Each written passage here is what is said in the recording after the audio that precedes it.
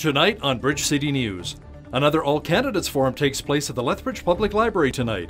Residents are invited to come out and talk to the Lethbridge West candidates about the biggest issues heading into the April 16th provincial election. The Ambassador Watch program is looking for help in the form of volunteers. BCN's Ainsley O'Reilly has the details. And the World Men's Curling Championships continue at the NMAG Centre. We have the latest of how Team Canada is doing. Your nation, your province, your southern Alberta. From the heart of Lethbridge, it's Bridge City News with Hal Roberts. Good evening, thanks so much for joining us. The Ambassador Watch program has been talked about for many weeks, and now it's finally time to recruit for volunteers. Watch program manager Jeff Hansen has been on the job since Monday, and as Ainsley O'Reilly explains, he's optimistic he'll be able to round up a dynamic group of people. Lethbridge Police Services is hiring 10 team leaders and taking on multiple volunteers from all backgrounds. The group will be wearing a red uniform and calling themselves the Watch. Anytime you have eyes on the street, it just gives people a sense, just sense of security. If there's, 9, I'll just give you an instance. Maybe there's 9 o'clock at night that there's a lady that's just finished shopping at Park Place Mall and feels uncomfortable, walking out to her car. Well, that's one of the roles is, we'll provide that safe walk to her, to her vehicle to make sure she gets home safe to her family. Jeff Hansen, formerly with Woods Homes, believes his past experience working with homeless youth will benefit him in his new role. Not looking at him as, as something that's worn out and that's going to be a drug addict the rest of their life. No, we don't want that. I want the volunteers and my staff to go in and engage with those kids and give them the opportunities, the things that are going on at the Boys and Girls Club, the different programs in and around the city of Lethbridge, connecting with the services. And that's with the adults too, is connecting with the services. So far for LPS, the community is extremely supportive. My phone is ringing off the hook and I'm getting emails off the hook. It's very, very exciting where we're going. We're setting ourselves up here where the community is going to be a true partner in helping us address the public perceptions of safety and making Lethbridge feel safe. We're going to have to solve these problems as a community, and I commend the people who are putting their names forward to work with them. They can be assured, and I know the chief will talk to this, that they will have the appropriate training. It just won't just be a uniform presence. Watch volunteers will be connected to the Lethbridge Police Service by radio and will be traveling in groups. They'll be recording daily things like safety concerns, criminal activity, and even traffic problems. For Bridge City News, I'm Ainsley O'Reilly. When immigrants arrive in Lethbridge, they will receive a very special welcome from the students at a local elementary school. As Loris Alexander reports, these welcome baskets are just the beginning of a very special journey. I hope you can learn our language and make many friends. I hope you find a good job and make money. The students at Mike Mountain Horse Elementary School really know how to make newcomers to Canada feel at home. They're about helping people that are transplanting from different places in Canada here to help them to find where they're going. Angela Kubik and Jennifer Burke, teachers at the school, started the initiative to tie in a community connection to this year's One District, One Book Wish Tree. It's about a tree, a wise old tree, and he's helping this girl named Samar. The Wish Tree is a really good book written by Catherine Applegate, and I feel like she's a really good narrator. The baskets are going to immigration services and a family is going to receive it, and so. The baskets contain books, gloves, toques, maps, but most of all, it contains postcards made by the students showing their love and support. There's some books, there's a coloring book, there's some stuffies, there's gloves and toques and maps and stuff like that. The students are very excited for the families to receive the baskets and hope to befriend them someday. For Bridge City News, I'm Loris Alexander. The Quit Core program returns to Medicine this month. The initiative launched by Alberta Health Services provides tools and support to help Albertans quit smoking. Quit Core will be held from 6:15 to 7:15 p.m. for 6 consecutive Tuesdays beginning on April 23rd at the Community Health Services building on Dunmore Road. The AHS says tobacco causes more than 3,000 deaths every year in our province. The agency is responsible for planning and delivering health supports to more than 4 million Albertans.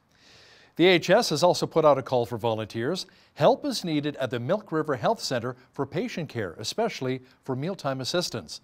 The AHS says the volunteer role around mealtime helps with patients' nutritional and social well-being.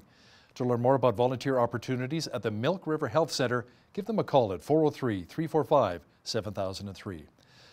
The World Men's Curling Championships continued at the NMAX Centre today. Canada's Kevin Cooey was trying to rebound from 2 straight losses to Japan and Sweden. Well, the Cooey foursome came up with a big 6-3 victory over the United States today. The Calgary skip improves to 7-2, while the American team led by John Schuster fell to 6-3. Canada's next game is tonight against Team Scotland. Meanwhile, members of Team Italy, which is currently sitting in 5th place, spoke about how there is not much curling in their country. There are some curlers, but not so many competitive teams.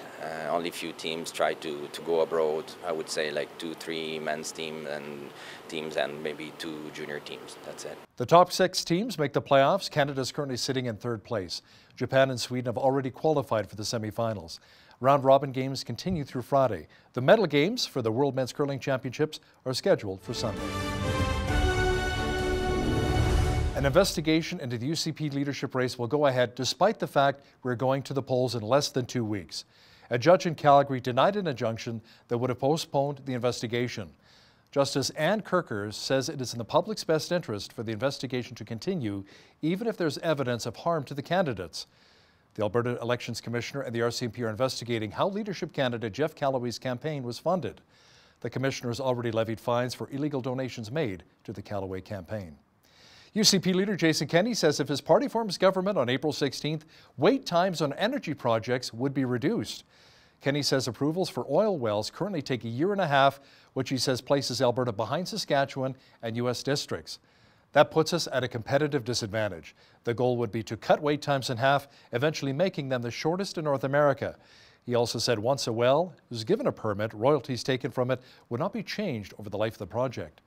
Jason Kenney says he will not ask an Alberta election candidate to step down over homophobic remarks.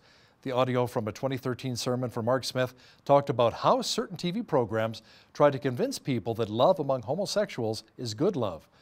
Kenney says members of the LGBTQ2+ community were right to be offended, but he says the party's education critic has since apologized for his remarks. NDP leader Rachel Notley says that is simply not enough. The leaders of 4 Alberta's political parties are facing off tonight in a debate to be broadcast from an Edmonton studio. Premier Rachel Notley, UCP's Jason Kenney, Alberta Party's Stephen Mandel, and the Liberals' David Kahn will be battling it out. Former UCP member Derek Filderbrand, who leads the upstart Freedom Conservative Party, will not be participating. Meanwhile, here in Lethbridge, the Lethbridge West All Candidates Forum takes place 6:30 tonight at the main branch of the Lethbridge Public Library. Once again, Bridge City News will be there, including on the media panel. You're welcome to join us tonight asking the candidates questions on issues you are most concerned about. Albertans go to the polls on April the 16th. One of the Lethbridge West candidates you can expect to see tonight is Environment Minister Shannon Phillips with the NDP. Even though many Albertans are outraged with Premier Rachel Notley agreeing to the federal carbon tax 2 years ago, Phillips is still a big supporter of the tax. So our climate leadership plan contains rebates for 65% of Albertans. It also reduces the small business tax by 1/3. But more than that, it's reducing emissions. We've already reduced emissions by 7 megatons. How much is that? It's 1/3 of the annual emissions of the entire province of Manitoba. We did that in 1 year. We know that we are on track to about 50 megatons of reductions. And that is Alberta essentially reducing the carbon in the barrel, ensuring that we've got natural gas electricity as well as renewables, that we are investing in energy efficiency, where we're creating thousands of new private sector jobs in those areas, that we've got investments in clean technology, and we're helping our oil and gas industry reduce the carbon in the barrel so that they can be competitive for a generation to come. Catch my full interview with Minister Phillips discussing what she views as some of the biggest issues heading into the April 16th vote, coming up after business news. There's been a lot of discussion on carbon and the carbon tax leading up to the Alberta provincial election. Author and energy journalist Markham Hislop spoke at SACPA today about how Alberta oil companies are preparing themselves for a lower carbon future. What they do is they burn natural gas, create steam, and then pump steam down underground to thin out the bitumen, then it drips into another well, and then it gets pumped to the surface. So instead of using steam, they're using solvent, which is a very light hydrocarbon, and it dissolves it instead of melting it, basically. And so you're not using any energy to create that solvent, and so you basically then lower your emissions, and by lowering your emissions, you lower your carbon intensity. But and this is a really important point, it also lowers their operating costs because they don't have to buy natural gas, and then they don't have the cost of turning it into steam. Alberta Party leader Stephen Mandel says if his party is elected, he will keep the carbon tax with a caveat. He says it would come off of our heating bills. It would take the carbon tax off of home heating and business heating because people have to heat their houses in Alberta. It's almost impossible to turn your heat off here in Alberta in the wintertime. It gets pretty cold. So we would take that off and keep the carbon tax in. But lately, with the frustration all of us feel with the lack of progress on the Trans Mountain Pipeline, and the Kinder Morgan pipeline, it's been frustrating. So we've had some discussions about how we're going to handle the carbon tax in the future. Manitoba is launching a challenge of the federal carbon tax in federal court. Both Saskatchewan and Ontario have already launched court challenges looking into the constitutionality of the tax. Manitoba Premier Brian Pallister says his province will keep a close eye on those cases. He says his government will argue the feds overstepped its bounds by imposing a carbon tax on the province when it already had a carbon plan in place. The biggest difference, Pallister says, is that his plan did not include a rate hike over a 5-year period. Around 600 vehicles took part in a rally today in Regina to protest the federal carbon tax. The event included a convoy to Evraz Place. Police say the convoy had an escort and officers staged at each intersection to ensure the traffic ran smoothly. Saskatchewan Premier Scott Moe spoke at the rally, which was organized by a man who says he does not believe that climate change poses a threat to the planet. First, it was Lethbridge, and now the province of Saskatchewan has proclaimed April 7th as Green Shirt Day. The event is to honor the legacy of Humboldt Broncos player Logan Boulet, who donated 6 of his organs to save lives. The Saskatchewan government is encouraging people to wear a green shirt on Sunday, which is the first anniversary of Boulet's death following the tragic Humboldt Broncos bus crash. Green Shirt Day was created by the Boulet family to inspire others to consider organ and tissue donation. Health Minister Jim Ryder says the province plans to create an organ donor registry. Former Broncos player Ryan Strechnitsky got a massive tattoo honoring his teammates, including a favorite saying by his former head coach. "It's a great day to be a Bronco, gentlemen." I think right after I got back from the hospital and stuff, I figured I wanted to, do something to remember the guys and keep them close to me. So I thought of the idea, talked with Mike a little bit, and he came up with a lot of good ideas. You can't obviously dwell on it, but you got to be mindful of it and, kind of use it as motivation and in memory of them. So, it's not a bad thing that I'm doing this, and obviously you said the yearly thing people don't want to remember, but it happens, so you got to do something about it. I decided I wanted their numbers and our coach's quote on my arm somewhere. It's a great day to be a Bronco, gentleman, and Mike added the feathers and the cross in my nickname, so I think that's all part of hockey growing up. That was my nickname, and it's just good memories, I think, and keeping it close to me. It's kind of what we lived by, and Darcy was probably one of the greatest coaches we've all had, and we wanted to have that quote stuck with us. 16 people died and 13 others were injured on April 6th of last year when a highway tractor collided with a Humboldt Broncos team bus in Tisdale, Saskatchewan.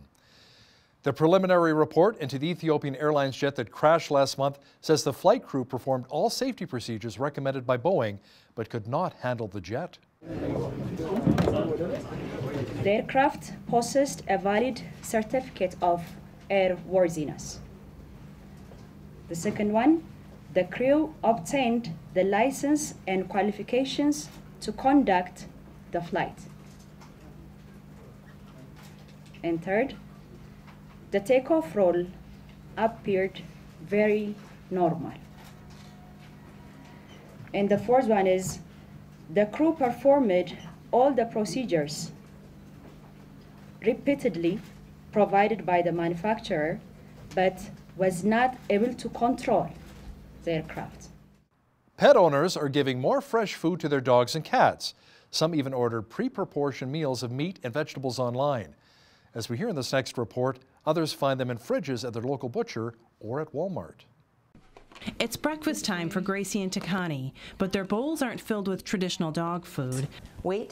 Today it's turkey necks and gizzards. I can't imagine us ever going back to commercial. I just can't. Deb and Joe Colgan started buying raw meat 7 years ago for their previous dogs. They say it helped with their various ailments, and they noticed other benefits as well.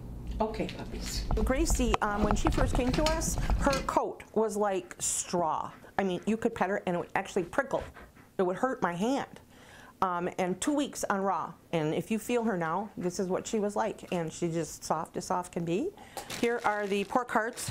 The Colgans are among a small but growing number of pet owners feeding raw, freeze-dried, or lightly cooked meat and vegetables to their dogs and cats. Pet owners are turning to fresh and minimally processed food because they, with certain recalls, are losing faith in the commercial pet food industry. Nom Nom Now started 4 years ago out of a San Francisco apartment kitchen. They now have 2 production facilities, including this one in Nashville, Tennessee, that prepare and send out hundreds of thousands of meals per month. So we've seen the growth of human meal service delivery.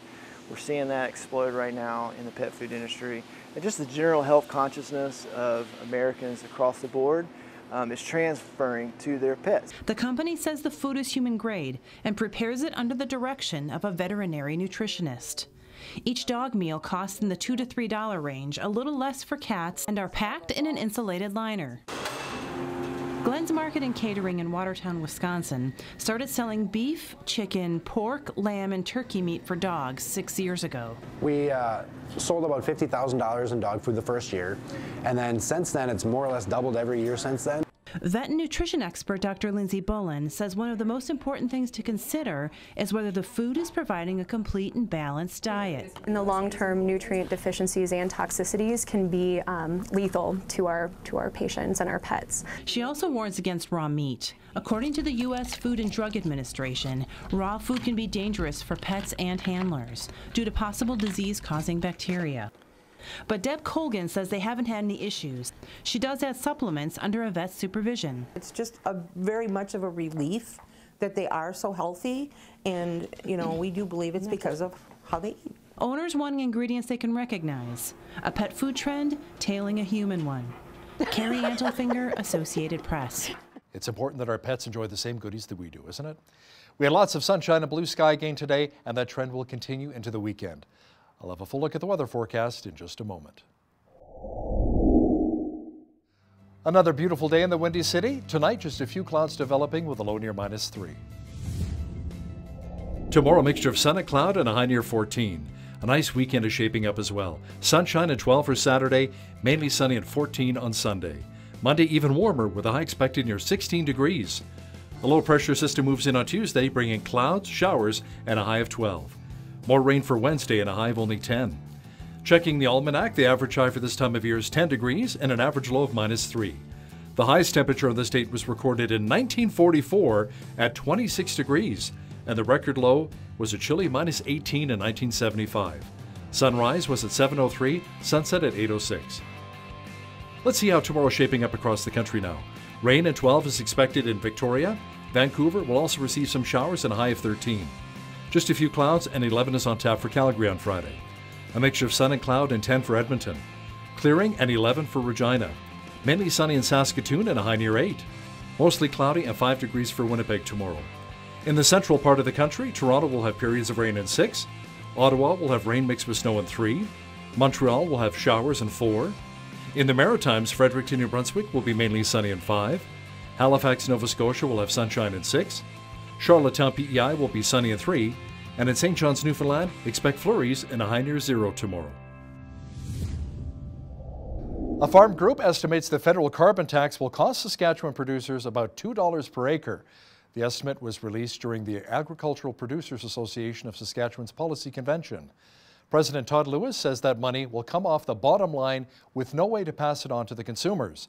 The current carbon price is $20 a metric ton and will rise by $10 a year until the year 2022. Lewis says by that time, total cost to farmers will be around $4 an acre. Manitoba's main farm group is calling on Ottawa for quick action to resolve the canola trade dispute with China. Keystone agricultural producers say canola farmers are only about 4 weeks away from seeding. President Bill Campbell agrees with Ottawa that China's concerns about harmful organisms in some canola should be dealt with based on science. He also says a diplomatic response is needed as well. Tesla's shares were down 9% in trading today after it announced a 31% drop in deliveries in the first quarter. Tesla says it only delivered 63,000 electric vehicles and that it produced just over 77,000. That is well below the pace of 500,000 annually that CEO Elon Musk promised to deliver. The decline comes as court is hearing arguments about whether Musk should be held in contempt for violating an agreement with the Securities and Exchange Commission not to send out tweets without a lawyer's approval. His lawyer says the SEC violated his First Amendment rights to free speech. Canada has lost more than $100 billion in energy contracts over the past couple of years. Those were the words today from CEO of the Royal Bank, Dave McKay. He says the Canadian economy is stalling and more needs to be done to help our energy sector. McKay also made it clear his bank is eager to bolster clean energy growth with $100 billion in financing for sustainable low-carbon sectors by 2025. He also called for more exports of made-in-Canada intellectual property, a national data policy, and ensuring young Canadians are equipped with the education necessary to thrive in a modern economy. Now, here's a look at today's markets.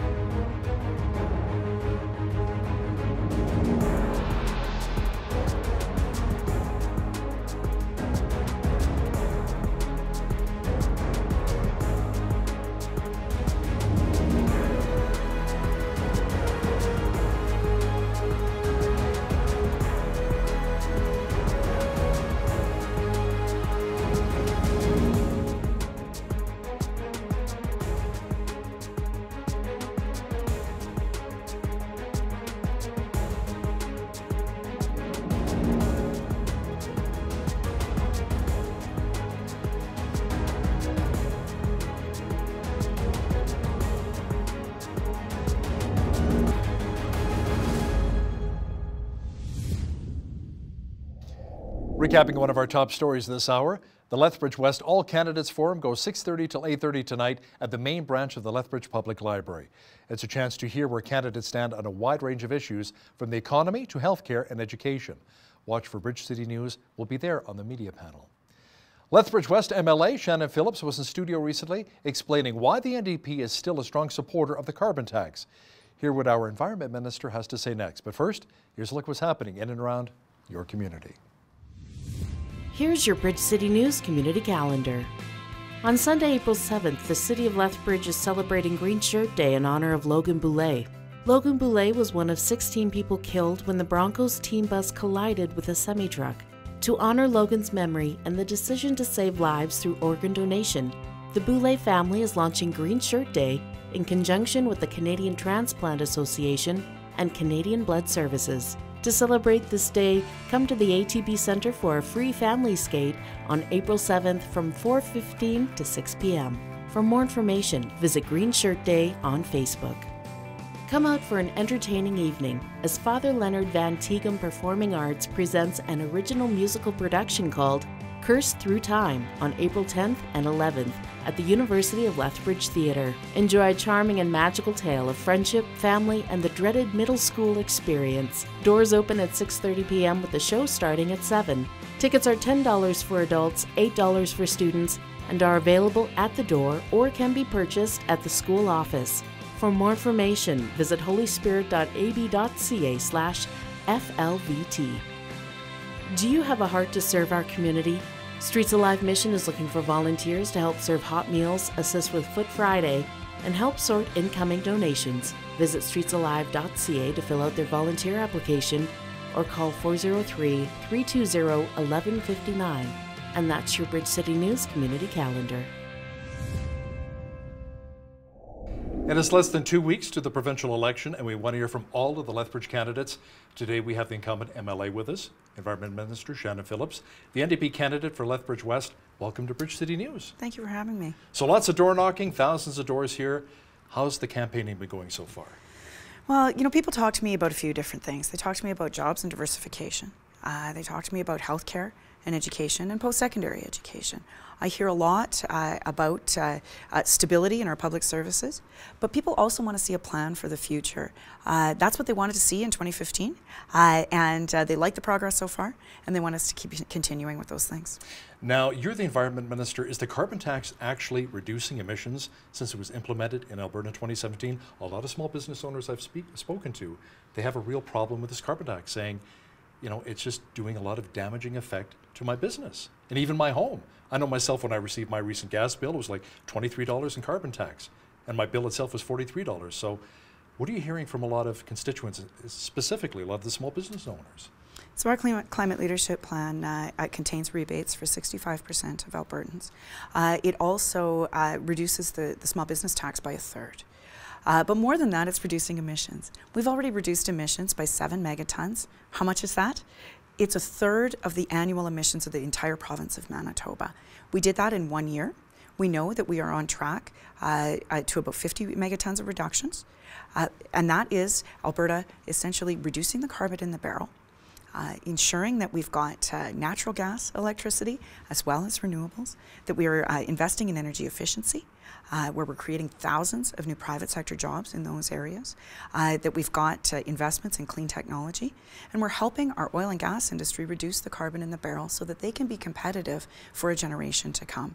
So we are accomplishing all of those objectives, but number one, yes, we are reducing pollution, we're cleaning up the air, and we're doing our part on emissions reductions. Let me ask you something though, you're Environment Minister. Is it killing you a little bit in the inside, the fact that you have to stick up for pipelines, getting pipelines built? Absolutely not. Pipelines are key to our success as Albertans and our success as Canadians. What about damaging the environment? Look, our pipeline and oil and gas sector is within the context of the climate leadership plan, reducing its impact on the environment. At the same time, we are ensuring that we are attracting new investment, that we are ensuring that Albertans have good paying, mortgage paying jobs, and that we are leading the world in clean technology. And it's exactly that as an energy producer that Alberta should be leading on. And so I'm enormously proud to be able to do that, to ensure that Albertans have good paying jobs, to ensure we get our resources to market. Right now, we do have pipeline delays. We need to hold the federal government to the timelines that they have set out. We need to make sure. Is there any pressure we can put on the Trudeau Liberals at all? Is there anything we can do? We have indeed done that. They bought the pipeline. But still, it's death by delays. Nothing's really happening with it. Well, we have an NEB approval, and we are now waiting for the final approval, which we assume will be coming very shortly, so that construction can resume. In the meantime, though, what Premier Notley has done is she has ensured that we are getting our product to market. It's not ideal to do it on the rail, but the alternative, as the Conservatives have proposed, is to keep 120,000 barrels per day in the ground. That is not Rachel Notley's approach. Let's get that oil to market. Let's make sure that we can continue to collect those royalties, to keep people employed, to attract investment, and ensure that we are getting those pipelines built. Now, we are in a position where Trans Mountain is almost over the finish line. TransCanada has been guaranteed on Keystone XL 50,000 barrels per day. And we now have an approval on Line 3 as well in Minnesota that just came last week. I traveled to Minnesota to meet with state level legislators, to meet with the business community there, to make the case for that pipeline. I'm very pleased that it has cleared its state level regulatory hurdles. That will help, but again, it's still only to the American market. So they understand the importance as well. Yeah, I mean, and that's the work that we've been doing as a government, in addition to pressuring the federal government into buying that pipeline, in addition to making sure that we are advocating for market access in every room that will have us in British Columbia and elsewhere. We have also moved Canadian public opinion. So we're at a position now where we went from 4 in 10 Canadians agreeing with us that we need market access for our products to now 7 in 10 Canadians, including a majority of British Columbians. Let's talk about healthcare for just a moment here as well, Shannon.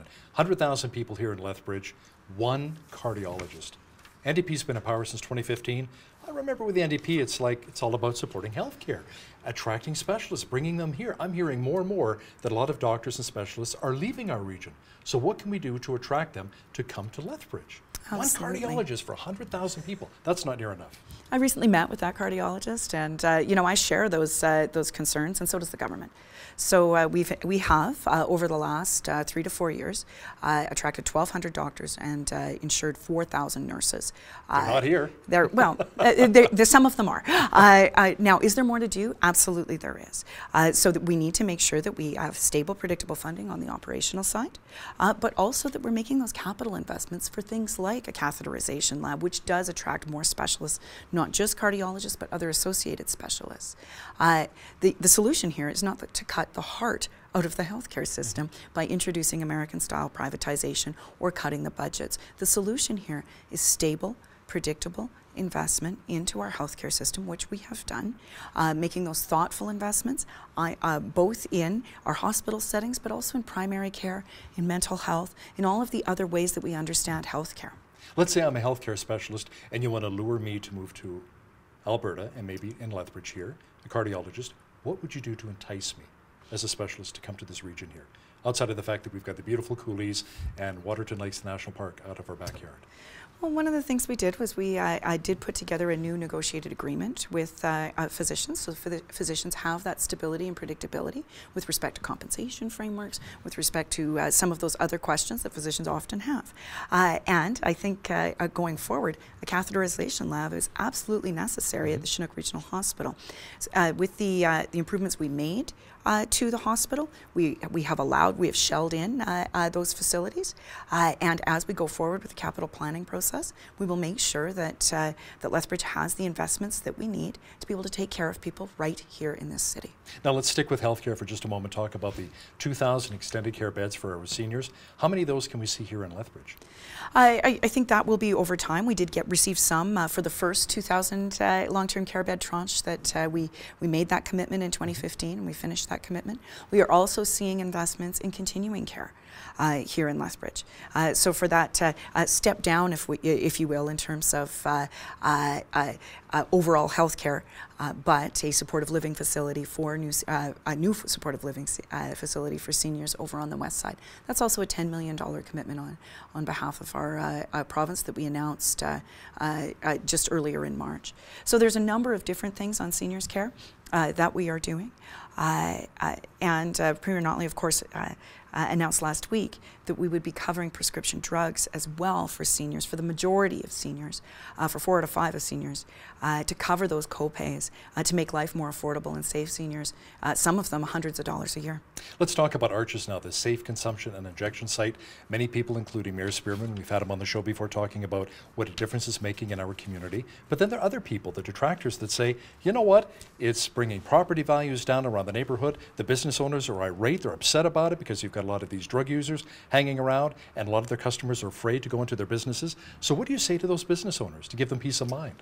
Well, I've been working very closely with the business community in the downtown since 2015, and they asked me for a couple of things.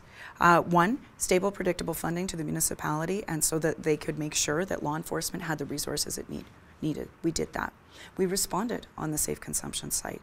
The request for a safe consumption site came from a multi-pronged approach and a multi-stakeholder committee that included AHS, but also had with it law enforcement, first responders, city officials, and the business community.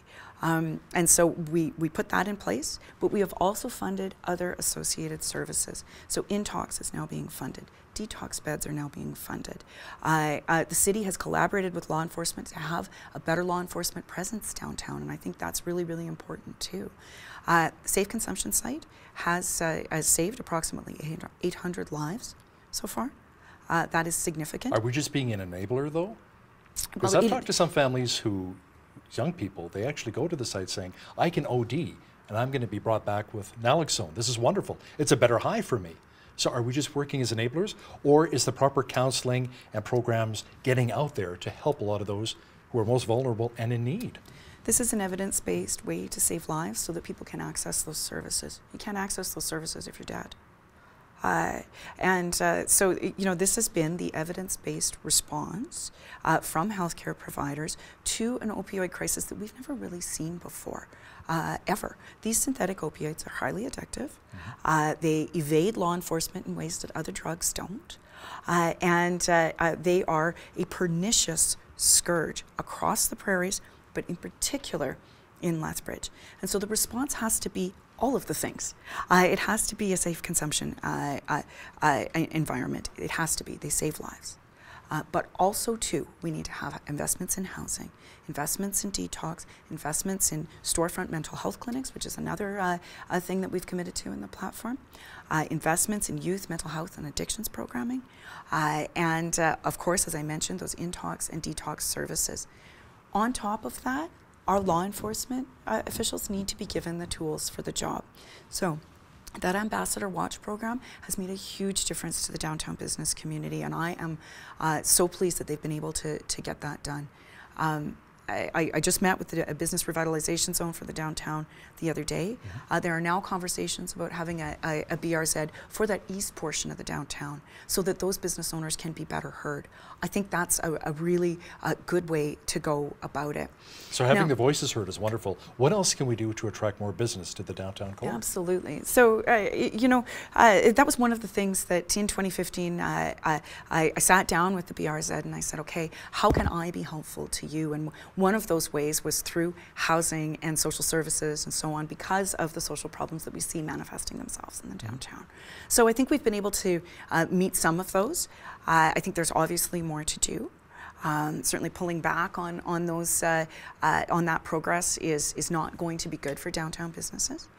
Overall, I think making sure that we invest in housing so we can have some infill, so there's more folks in there spending their money, ensuring that we have new investments, like a performing arts center, for example. The province has committed $22 million to a performing arts center. And I assume that will be cited in the downtown. That's certainly what the city has said so far. So that's a good piece of anchor infrastructure. And over and above that, it's just a general economic development strategy, right? That we're attracting investments like Cavendish. We are attracting investments like an expansion to Richardson's Oilseeds. And we're doing that, we're allowing the funds for the exhibition to examine their work on a redeveloped trade and conference center, and investing in the airport as well. You know, Transport Minister Brian Mason was in town recently talking about the new bridge over the Old Man River, you know, the $100 million, construction to begin in 2022. I'm thinking, you know, Lethbridge is kind of a swing riding. We've got a lot of support for the NDP and the UCP. It's kind of like a two-horse race here in town. It's a real dogfight. What other pre-election goodies can we look forward to seeing here in Lethbridge? Outside of the you know, people have asked us about the airport. And I think that it is high time that Lethbridge had a redeveloped airport. You know, the city has done a great job of attracting WestJet, and that's fantastic. We helped the exhibition do some further planning on a trade and conference center, and those two pieces of infrastructure, airport and conference center, is something that the business community has been talking to me about since we were elected. We funded the exhibition to the tune of $1 million to kind of come up with their plans for that trade and conference center. I think that's a great thing. And now we're going to have more to say about the airport, because you know, that's how you really grow the economy. Not just for passenger service, but for cargo service, and grow Lethbridge as that agri-food and renewables powerhouse that we know that it can be. But let me ask you something. We're going to see a lot of these pre-election goodies, infrastructure projects coming online, the support from the provincial government, but the deficit and the debt, it's out of control. How are we going to rein in that spending? Like, what are we going to do? Where's that money going to come from? Well, to balance the budget sure. by 2023, 2024, right? I'll dispute the premise of the question. None of these things are out of control. We have a careful and prudent plan to pass to balance that has been well articulated by Premier Notley, where we will come back into balance for at 2023. Jason Kenney has a plan that will bring us into balance at 2022. What's the difference between the two plans? There's scarcely a difference in terms of the debt to GDP ratio, or any of the operational budget. What's the difference? The difference is that Mr. Kenney will be blowing a $4.5 billion hole in the budget through the biggest tax cut in provincial history, which is a giveaway to profitable corporations. We are not talking about any kind of tax cut for small business. This is for already profitable corporations. And that's $4.5 billion. That spend far outpaces any of the careful and modest investments that Rachel Notley has said that we will make in healthcare, education, services, or infrastructure. But don't those big corporations also employ thousands of Albertans? They do. And you know, right. it's interesting because the UCP platform doesn't articulate any growth at all from that giveaway. There are big fat zeros where there should be an economic uplift in their platform. That's the thing. It is an unnecessary spend when we could have the right priorities and invest in things that people have said are necessary, like healthcare, education, seniors care, and childcare. NDP candidate for Lethbridge West and Minister Shanna Phillips, thanks a lot for joining me in studio today. Thank you for having me.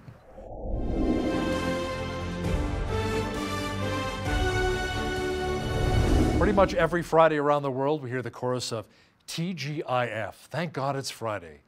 But if we got it turned around a little bit in our heads and maybe shout it out, TGIM, thank God it's Monday. Paul Bartlett, who's originally from Australia, leads a faith-based community organization called Lighthouse. He's the chaplain for the national basketball team, the Hawks, and is author of the book, Thank God It's Monday. And he joins me now via Skype from Toronto. Welcome to BCN, Paul. Thank you, Hal. It's great to be with you. Now, this is a pretty interesting concept. Tell me why you wrote the book. Well, I wrote the book for that very reason. I guess as a pastor of a church as well, I got sick of hearing Christians or watching Christians hashtag TGIF every week, because my thinking was, why would you as a Christian work all week long in a job you don't really like just to earn a bit of money to pay the bills and get the kids through school, just so you can enjoy Saturday your day and Sunday God's day? To me, it didn't make sense. I thought, surely we must live with purpose and go to work knowing that every day counts for God. So explain why Sunday isn't enough and why we should really even be more excited about Mondays. Well, I think across the world, the Western church has built the model around attraction or getting people to come to us. And I can tell you globally, not just in Australia, but in Europe, right throughout Canada, the stats of church attendance are on the decline. And I really believe that if we're truly going to transform our community, then in fact, we've got to teach people that when they go to work, they're actually fulfilling God's call upon their life. So as Christians, why should we be really wary of TGIF, Thank God It's Friday concept? Well, look, as a pastor, I don't think I ever intended to make people feel like Sunday was more spiritual than Monday. But I think accidentally we've done that because we want people to get to Sundays. What we do is when we make Sunday the most spiritual day, people go to work thinking that, oh, well, I got to hear my best message, my best thoughts from when I go back to church the following Sunday. That's the pastor's job, forgetting that actually God wants to talk to them in their workplace, in their hobbies, in their sport, and he wants to say something to them every day of the week. I truly believe in Ephesians 2:10 that says God made us, that he's gone ahead in advance to produce something good for us to do. And all we need to do is open our ears and eyes every day of the week and see what he's got for us to do. So we need to have more of an appreciation for our work. Perhaps God actually designed us to find satisfaction and enjoyment in doing our jobs? Yeah, I mean, who would have thought that your job could be spiritual? I think that's one of the great problems of the modern church. I would actually say that your work is worship. And in fact, that when you go to work, it's not simply fulfilling a job. You're actually doing something that's meaningful and purposeful in your everyday life. If we can get Christians to do that, I reckon we've got a chance to transform our communities. How about if we look at our workplace as maybe an environment and an opportunity to influence others toward Christ, rather than just a place to earn money and pay the bills?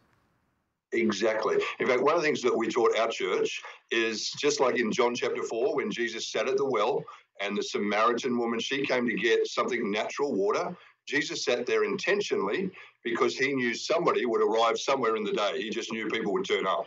And so he was smart about it. He was strategic. And what happened was, we know the story, the woman got there. She came for something natural, but she left with something supernatural.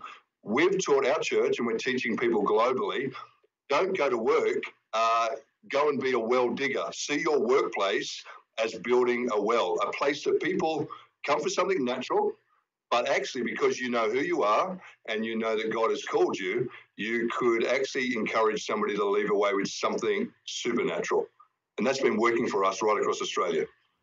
So Paul, how do you suggest we can move toward adopting a Thank God It's Monday approach? Yeah, well, the first thing is I think we've got to shift our thinking. We've got to start seeing Mondays as equally as spiritual as Sunday. Then we've got to start doing things that engage our community every day. I've got this little guy with me today. This guy's famous around the world. And we give this award out to people in our community who stick their neck out for other people. Now, this simple little thought has become a massive thing in Australia. In fact, this guy's on television and in the newspapers more than anybody we know in our city. People love to win this award. We call him the Jerry Giraffe Award. And those little things that we do seem to connect the community to the church. And it has been amazing, the response. People love to be known and noticed for good things they do in the community. So let me ask you, who's taller, you or Jerry? I'm 6'4", but when you stand me in that professional basketball team, trust me, I'm the short guy. Now, I understand there's actually a TGIM movement taking place down under. How is that working so far? Well, look, the amazing thing, Hal, is when I wrote the book, honestly, I was just happy if my mother read it, you know. But down the line, it's become a bestseller in Australia. We've turned it into a movement whereby we're really just finding our tribe across the globe. People who are saying, you know what, and pastors who are saying, just producing a great sermon and good music on Sundays is not bringing people in the doors of the church any longer. And I often say to people, I can tell you, it doesn't matter how many more coloured lights you add, it doesn't matter how great your sermon is, people aren't waking up Sunday morning thinking, what's a great church I can go to? It's not that they don't like us, it's just that they're not thinking that way. So for us, we've got to do other things that connect people to the church. And in fact, it's about the church going to the community. Now, you say it's doing well in Australia. How about other parts of the world, even where you are in Ontario? Well, right now, as we said, we're launching it in Canada. So just about every pastor in the nation of Canada is about to receive an email bomb to let them know about Thank God It's Monday.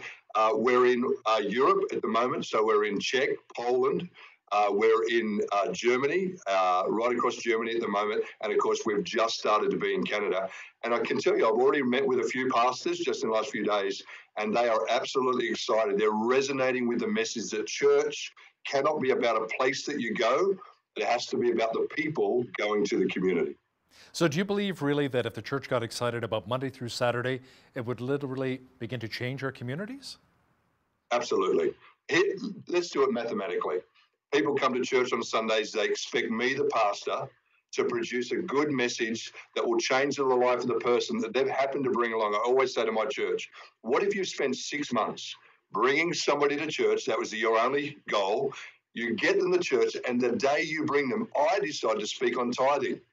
That'd be the worst thing that could happen for your friend as you brought them along. I'm suggesting that what if everybody, not just the pastor, not just took responsibility for bringing people, but what if they took responsibility for sharing the gospel, for investing in the lives of other people, and actually engaging with them with faith in small ways and not religious ways, really practical ways with them every day of the week.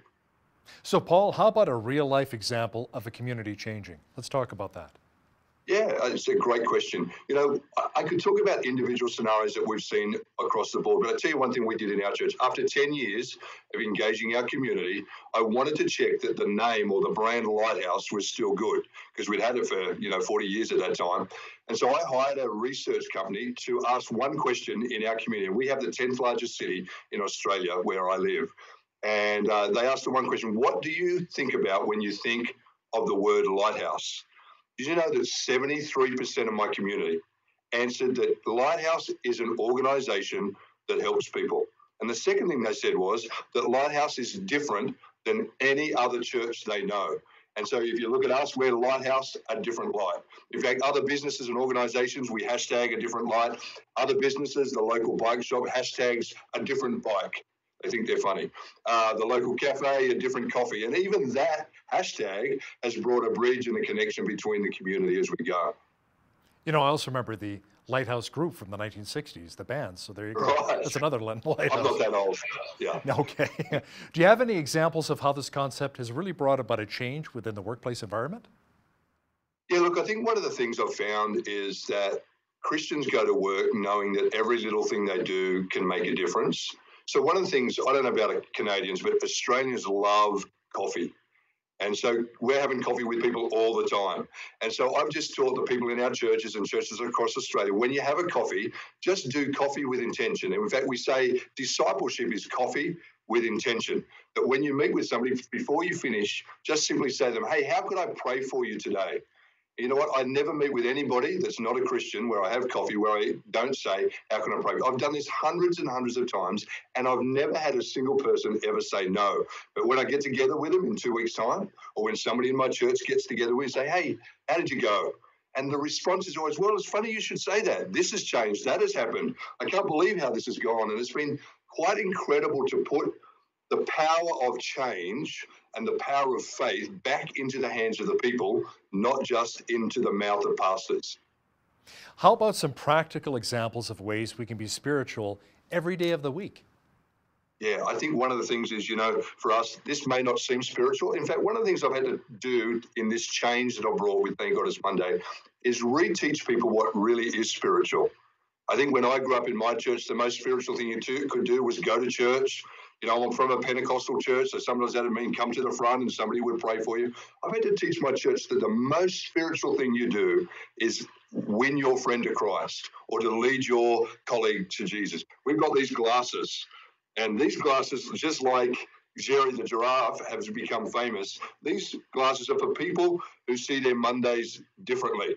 And our people go to their workplace, and what we do is we say, hey, find somebody that loves their job, find somebody that is good at their job, find somebody that's got a good attitude, somebody that served you in a cafe, grab them and say, we love people who love going to work and doing what they do. Can we get a selfie with you? So what we've created is this really simple idea across all of the social media across Australia that every day is an opportunity to speak, encourage, build faith, have a conversation with somebody, and take a selfie while you do it. So those little things, again, have just empowered everyday Christians to make a difference. I'll put my other glasses on. They're so different. There you go. Now, Paul, how about people that keep pushing you away, even though you want to try and lead them to Christ? You're planting the seeds, helping to nurture along the way. You're trying to lead a Christ-like life. You know, you're leading by example, not so much by speech, by what you say, but they keep pushing you away. How do you approach that scenario? Yeah. I think, Hal, that actually you've got to expect that. I think that's normal. Most of the energy of the church, the discipleship, the helping people grow happens when they come to us. I think the next season of church life is we've got to learn how to disciple people from the day we meet them. You know, when I'm with the basketballers, I've got to tell you, I've been there 17 years, hanging out with really tall guys who can't get to church because they play professional basketball, who are interested in God and like talking to me, but don't see themselves in church on Sunday. And I had to make a decision when they push back, and they do, when they argue with me, and they do, and when they seem not interested in faith, and that happens a lot. My question is, am I committed to still having a relationship, still raising faith when the opportunity comes? And what I've realized is when I do that over a long period of time, they're more than willing to have the conversation. But if I quit after the first time they challenge me, they're not really interested in the conversation going any further. Now, you're the chaplain of the national basketball team down in Australia, the Hawks. Tell me about some of the Christians on the team. Yeah, well, there's a couple and how of you things. use There's normally- sports, you know, maybe to, you know, reach people for Christ. Oh, absolutely. I mean, sport, I'm sure Canada's the same. I mean, I've heard about the Blue Jays, and we love our basketball because we love rugby league and cricket, as we said. But I think in a sport-loving nation like Australia, if the local church is not involved in sport, if the local church doesn't value that as an actual ministry, as a way to connect people, then we are missing out pretty much on our whole nation, right? And so we would say sport is a religion in Australia. In fact, what do non-Christians do on a Sunday morning? They get up and play sport. That's what they do. And so I think, you know, I've always got a couple of Christians in the team. And so one of the things that they decide to do, it's their decision, before every game, they get together and we pray together. I love what my team do is the guys decide to bring out a spare chair and they say that's for the person that we're going to invite from the team who wouldn't normally come and pray with us. We're going to invite somebody new every time we come. And I'm always surprised how often one of their colleagues, one of their teammates, decides to join us for prayer even though they're not a Christian. So those players know the value of Thank God It's Monday. They know how to live their faith out in their environment every day of the week. You know what I think is amazing as well, Paul, is when I'm watching football, like American football, Canadian football, and I see a player get injured, and teams get together, even the opposition teams, they all kneel in a circle around the injured player and they're praying for him. Yeah. You know, in unity. It's just so powerful and beautiful to see. And I think when it's authentic, when it's natural, and you have the trust and respect of the players, then they're okay for it. It's when it kind of comes in as a random thing outside of relationship where it feels a bit weird. So one of the keys to whole TGIM is really about investing heavily in relationships with people who are far from Christ, even if they don't agree with you. Paul Bartlett, author of the book, Thank God It's Monday. Thanks a lot for joining me today from Toronto. Thank you, Hal. It's great. Thank you. On behalf of all of us here at BCN, I'm Hal Roberts. God bless and have a great night.